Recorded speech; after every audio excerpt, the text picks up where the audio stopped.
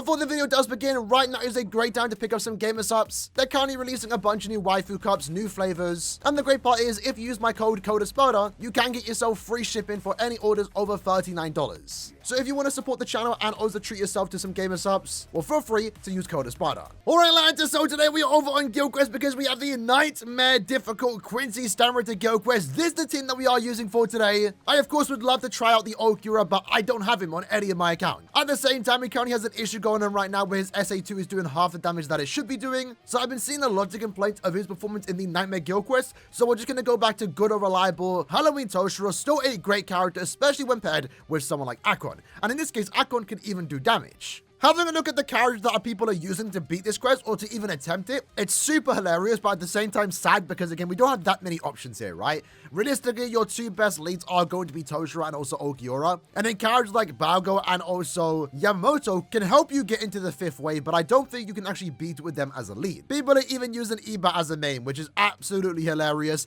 And then when it comes to the sides, again, not really the greatest sides, right? Only the top 4 here are characters that are worth using. The other characters like Neliel, Shinji, and also Aizen and Mojo just to boost your better characters. So the general idea for this team is that we are using a special level 2 Toshiro, level 10 SP, level 10 focus. These are the 3 accessories that we are using for today with these 3 particular things. Overall, good set of stats here that we are gaining. Again, level 10 SP, level 10 focus with full stamina and also SP. He is going to be our main DPS character.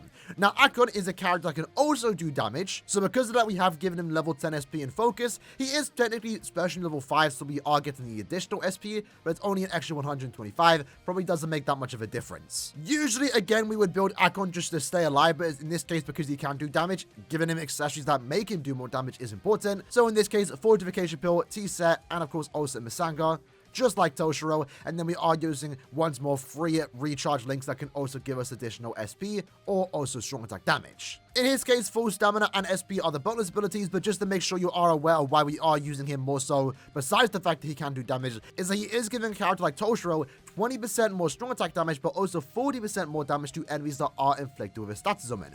And remember, with Toshiro, he is pretty much guaranteed to inflict a status summon, given that he does have a trap SA3 that has a very, very high chance of inflicting freeze. So a massive damage buff for Akon, but also Toshiro. And then our third character here, build does not matter. Again, I haven't really changed her accessories here. She's mainly here for the SA2. In Orohime's case, we're getting 43% extra attack, focus, and also we're getting barriers to keep us protected. But she can also provide someone like Akon, for example, with status immunity, allowing him to do damage without giving us the need to use accessories and or links or bonus abilities to make sure that he is immune to weakening. With that said, let's go ahead, attempt the quest, and see how far we can go. Let's see if we can even beat it. I'm pretty confident we can, but it might take a few resets. Because Toshiro as a character is very awkward, so we'll see how this does go. So we're instantly going to use our SA3. Let the Ryukin walk in. There we go. Then let's use our SA2. I really do like Toshiro's gameplay. Like, it complements itself very, very well, right? It's a bit awkward at times, right? But it is still really good because what you can do is push back with the SA1, keep the enemy at a distance, then use the SA3, which does have the very good chance to inflict freeze, where you then get the SP boost, and then since the enemy is basically trapped in place, you have full opportunity to use that SA2, right? So we're going to back up here. Let's use the SA1. Not really sure where the boss is. Let's use the SA2 now. The SA2 itself can do a good amount of damage if it does apply the freeze. In this case, it didn't. But one of the great things, too, is that it does provide good crowd control, right? It also can remove the status symbols on the floor, so if for some reason you do have Orihime, which I'm not sure would be the best thing to do, you know, you can remove the status symbols to make sure other characters can then be immune. So we're going to use our summon right now since we didn't have any attacks available, and then we're going to follow up with the SA2, right? So here we go. A lot more damage now with this SA2. Nice and easy. Then we're going to use our SA3. Unfortunately, not doing the great amount of damage. We're able to get into the 5th boss, which is nice and all, but now we're up against the technique enemy where we're doing significantly less damage. So not really the greatest run, I will be honest. We're going to let that go in just for our first attempt. We're definitely going to have to switch up a bit on how we actually play. Maybe I should save my summon for the final boss, but we were able to get into the 5th wave. Let's try that once more though. All right then, so attempt number 2, what we're going to do is again go here, use our SA3. And I think the idea is if we can kill fast enough, we can actually get Bambietta frozen straight away, like that for example. And then we can actually use our SA2 again. There we go, SA2. Hopefully kill her quick enough. Push back with the 1. There we go. Now our SA3's back. Use it again. There we go. Then SA2. Tosh still putting the work. Unfortunately, not enough damage to kill with the SA2, but that's fine. And then at this point, let's just wait for our SA3 and stuff to come back. Luckily, actually froze already. But actually, that didn't work out in our favor because we now don't have the SP boost. We'll keep it going. We'll see how it goes. Lucky for us, we actually did inflict freeze again. So it wasn't too bad. We would have actually cleared already if we just actually got the SP boost available right away. So let's go here. SA3. Luckily, already inflicted a stun on right away. Didn't even have to use a soul bomb yet. But can we clear fast enough? Potentially. Let's soul bomb again. Super close. Unfortunate. Look how close that is. Look how close that is. We're going to let it play out because, again, I'm quite confident we can beat it there. Ultimately, what went wrong in this particular run is that on the 4th boss, on Candice, we were waiting for the SP boost to wear off to then reapply it with the SA3. But somehow we inflicted freeze before we could even use the SA3. And therefore, when we were using our SA2 against Candice, we didn't reapply the SP boost. So we spent way longer than we did. You see that we were super close to actually beating that quest. Like an extra 5+ seconds would have went a long way there. And those extra 5 seconds we spent on the wrong boss. On Candice. So let's try that once more. Quite confident this time we can beat it. All right, then tech number 3. So we're going to just push back with the SA1 because we want to make sure the SA2 or SA3 is more so placed in a good position, right? So like this, for example, Bambietta should be able to instantly get frozen like she did just now. We're going to try and stay up here. So while we attack Bambietta with the SA2, we can also try and attack the other enemies that are there. Weirdly enough, Bambi's not going down fast enough as I thought she would, but it's fine because we have to store time anyway because the SA2 needs to come back against E-Burn. So there we go. SA3 is applied, or the SP boost is applied with the SA3. Have to do a bit more damage here. There we go. SA1. Now we're going to play the waiting game here. Just push down, then use our SA3. We got the SP boost. There we go. That's the big difference there, right? Because look at that extra damage that we're now doing. I kind of cancelled the SA2 there. Thought that would have actually killed. Have to use my SA1, that's fine. And in this case, once more, we're going to play the waiting game. Now let's soul bomb. Then SA3. Then 2. Just a bit extra damage. Come on. Alright. We kind of messed up once more. Come on. Someone use an attack.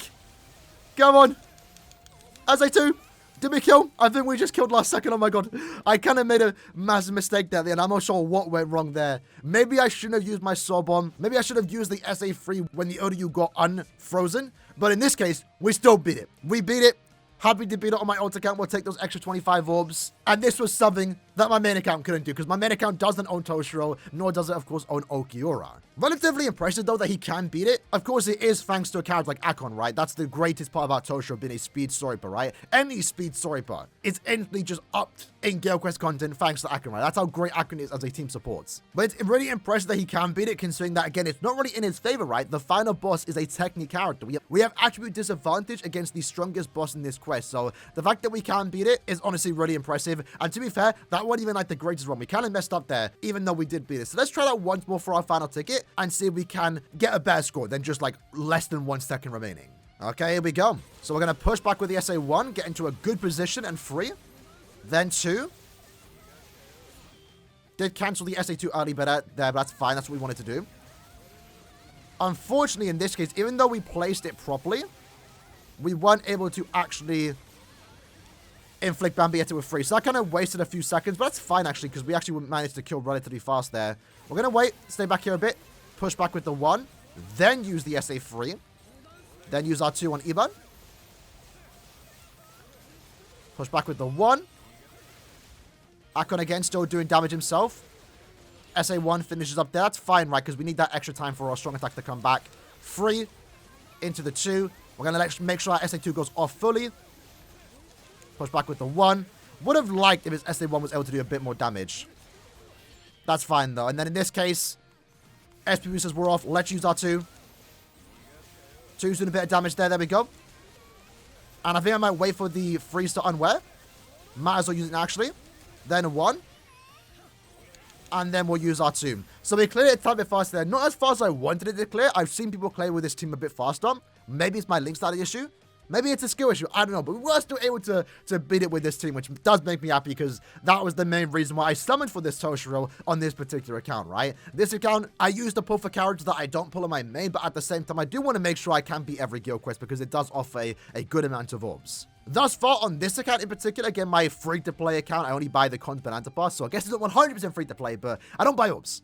I don't buy orbs. This account just couldn't beat the Nightmare Hollow Guild Quest, but since then, it has pulled Ruka, so I probably can beat it now. But either way, lads, that was the video for today, tackling the Nightmare Guild Quest, the team that I was able to use to beat it. Again, I would love to try out Aaroniero, but I don't have him on any of my accounts. I will include some Nightmare footage of Aaroniero during his showcase. That'll be uploaded in a couple days' time, because I do want to kind of wait to showcase him until he's fixed, because the SA2 isn't doing as much damage as it should be doing. So if you're looking to see how Aaroniero does perform in Nightmare GQ, it'll be out in a couple days' time. Either way, hope you liked the video. I'll see you guys next time. Take care, and peace.